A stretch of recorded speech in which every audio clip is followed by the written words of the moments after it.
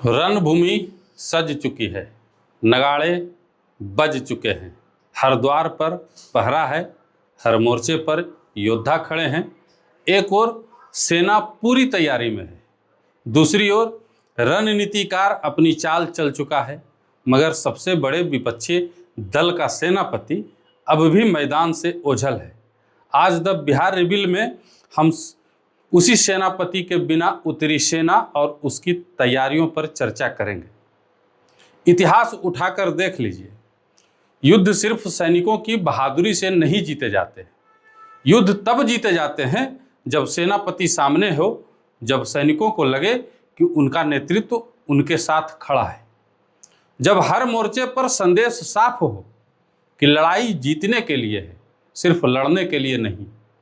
लेकिन बांकीपुर की तस्वीर अलग कहानी कह रही है, क्योंकि बांकीपुर अब सिर्फ एक विधानसभा सीट नहीं रही, यह एक रणभूमि बन चुकी है। एक तरफ भारतीय जनता पार्टी है, जिसने इस चुनाव को साधारण उपचुनाव की तरह नहीं, बल्कि अपने किले के रक्षा के अंतिम युद्ध की तरह लिया है। सभी महारथी मैदान में उतर चुके हैं, संगठन की टुकड़ियां वार्ड वार्ड पहुंच चुकी हैं, हर बूथ स्तर के सैनिक अपनी अपनी चौकियां संभाल चुके हैं। पुराने सेनापति रणनीति बना रहे हैं, नए चेहरे जनता के बीच भेजे जा रहे हैं। हर गली पर नजर है, हर मोहल्ले का हिसाब है, हर जातीय समीकरण की सूची है, हर नाराज मतदाता तक पहुंचने की तैयारी है। यानी बांकीपुर में बीजेपी ने पूरी सैन्य सज्जा कर दी है। दूसरी तरफ जनसुराज है और उसके पास संख्या से ज्यादा एक रणनीतिक दिमाग है, प्रशांत किशोर। वह आदमी जिसने वर्षों तक दूसरों के लिए युद्ध नीति बनाई, किस मोर्चे पर हमला करना है, कहाँ पीछे हटना है, किस मुद्दे को अस्त्र बनाना है, किस वर्ग को साथ जोड़ना है, किस विरोधी की कमजोरी पहचाननी है, यह खेल पीके बहुत अच्छी तरह जानते हैं। इस बार वह किसी दूसरे राजा के लिए युद्ध नहीं लड़ रहे, इस बार स्वयं रणभूमि में उतरे हुए हैं। यानी एक तरफ बीजेपी की सेना, दूसरी तरफ जनसुराज की रणनीति, और इन सब के बीच मुख्य विपक्षी दल आरजेडी की उम्मीदवार रेखा गुप्ता। लेकिन यहां सवाल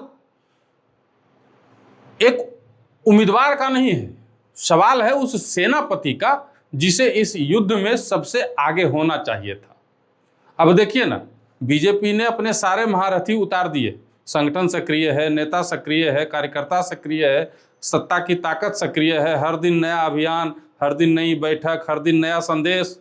उधर जनसुराज भी खामोश नहीं बैठी है, पीके गांव नहीं शहर का चुनाव लड़ रहे हैं। उन्हें मालूम है बांकीपुर की मतदाता सिर्फ जाति से नहीं, कथा से भी प्रभावित होता है, इसलिए वह खुद को सिर्फ उम्मीदवार नहीं बल्कि बदलाव का सेनापति बनाकर पेश कर रहे हैं। और ऐसे युद्ध में रेखा गुप्ता के पीछे सबसे बड़ा चेहरा कौन होना चाहिए था? तेजस्वी यादव, लेकिन वही दिखाई नहीं दे रहे हैं। अब यहीं से सवाल पैदा होता है, क्या आरजेडी यह युद्ध पूरी शक्ति से लड़ रही है? टिकट दे देना आसान है, उम्मीदवार घोषित कर देना भी आसान है, पोस्टर लगा देना आसान है, लेकिन युद्ध पोस्टर से नहीं जीता जाता। युद्ध के लिए चाहिए नेतृत्व, संगठन, मनोबल, साफ रणनीति, साझा कमान और सबसे बढ़कर सेनापति की उपस्थिति। रेखा गुप्ता मैदान में हैं, लेकिन क्या उनके पीछे पूरा आरजेडी खड़ा दिखाई दे रहा है? क्या तेजस्वी यादव इस चुनाव को बीजेपी के किले पर निर्णायक हमला मान रहे हैं, या उम्मीदवार को मैदान में भेजकर युद्ध की जिम्मेदारी उन्हीं के कंधे पे छोड़ दी गई है? इतिहास में कई सेनाएं संख्या में बड़ी थी, लेकिन नेतृत्व के अभाव में हार गई।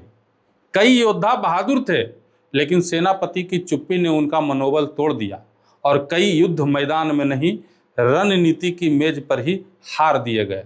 बांकीपुर में भी यही खतरा है। एक तरफ बीजेपी की सैन्य सज्जा है, दूसरी तरफ पीके की रणनीतिक घेराबंदी है, और बीच में फंस गई हैं रेखा गुप्ता। अगर तेजस्वी सामने नहीं आएंगे तो आरजेडी का कार्यकर्ता किस संदेश के साथ लड़ेगा? अगर नेतृत्व आक्रामक नहीं होगा तो बूथ स्तर पर जोश कैसे आएगा?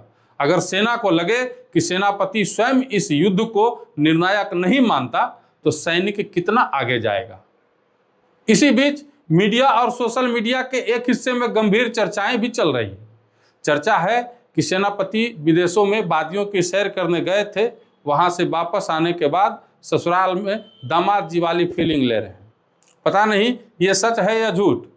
दूसरी तरफ कुछ पत्रकारों और राजनीतिक टिप्पणीकारों ने यह आशंका जताई है कि तेजस्वी यादव बीजेपी के प्रति पहले जैसी आक्रामकता नहीं दिखा रहे हैं।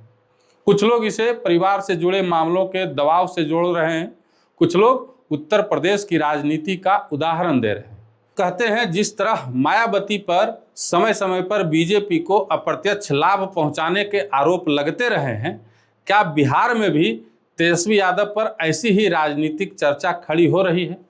हालांकि ऐसे किसी कथित समझौते का सार्वजनिक प्रमाण सामने नहीं है। आरजेडी की तरफ से भी ऐसी बात कभी स्वीकार नहीं की गई है और ना की जाएगी। लेकिन राजनीतिक चर्चा इसलिए जन्म ले रही है क्योंकि रणभूमि में एक असमान तस्वीर दिखाई दे रही है। बीजेपी पूरी ताकत से सामने है, पीके स्वयं युद्ध में है और मुख्य विपक्षी दल का सेनापति अपेक्षित आक्रामकता से दिखाई नहीं दे रहा है। राजनीति में अनुपस्थिति भी संदेश देती है और कभी कभी चुप्पी भाषण से ज्यादा सवाल खड़े करती है। अब रेखा गुप्ता की स्थिति को समझिए। उनके सामने बीजेपी का दशकों पुराना किला है, मजबूत संगठन है, सामाजिक आधार है, सत्ता का प्रभाव है, नया उम्मीदवार है, पूरा चुनावी तंत्र है। दूसरी तरफ पीके हैं जिनके पास प्रचार, रणनीति, मीडिया और तीसरे विकल्प की कहानी है। ऐसे में रेखा गुप्ता को सिर्फ आरजेडी का पारंपरिक वोट नहीं चाहिए, उन्हें चाहिए तेजस्वी की आक्रामक मौजूदगी। लेकिन अगर नेतृत्व ही पीछे दिखाई दे तो वह लड़ाई कैसे जीत पाएगी। ऐसे में सवाल उठना लाजमी है, क्या रेखा गुप्ता को सिर्फ टिकट मिला या पूरा युद्ध बल भी मिला। मुख्य विपक्षी दल के सेनापति का गायब रहना क्या संकेत देता है। क्या वह सही समय की प्रतीक्षा कर रहे हैं, क्या कोई बड़ी रणनीति पर्दे के पीछे बन रही है, क्या आरजेडी इस चुनाव को उतनी गंभीरता से नहीं ले रही है, या फिर मीडिया में उठ रही राजनीतिक आशंकाएं आने वाले दिनों में और तेज होंगी। हम कोई फैसला नहीं सुना रहे, हम इतिहास की तरह सवाल दर्ज कर रहे हैं। युद्ध में तलवार की धार बाद में देखी जाती है, पहले देखा जाता है सेनापति कहाँ खड़ा है। जो आगे खड़ा हो वही सेना में प्राण भरता है, जो पीछे रह जाए उसकी सेना सिर्फ संख्या बनकर रह जाती है। अब तेजस्वी यादव को तय करना है वह इस युद्ध में सेनापति बनकर उतरेंगे या रेखा गुप्ता को अकेली योद्धा बनाकर छोड़ देंगे। और अगर यही तस्वीर बनी रही तो हार के बाद बहाने बहुत मिल जाएंगे, लेकिन इतिहास सिर्फ एक वाक्य लिखेगा, जब युद्ध सबसे निर्णायक था सेना मैदान में थी मगर सेनापति ही कहीं दिखाई नहीं दिया।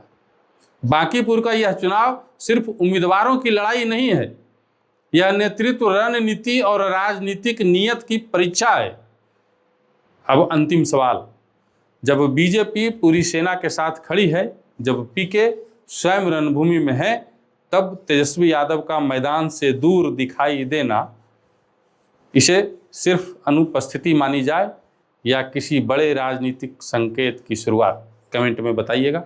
मिलते हैं अगले वीडियो में, तब तक के लिए बने रहिए, देखते रहिए द बिहार रिव्यू। धन्यवाद।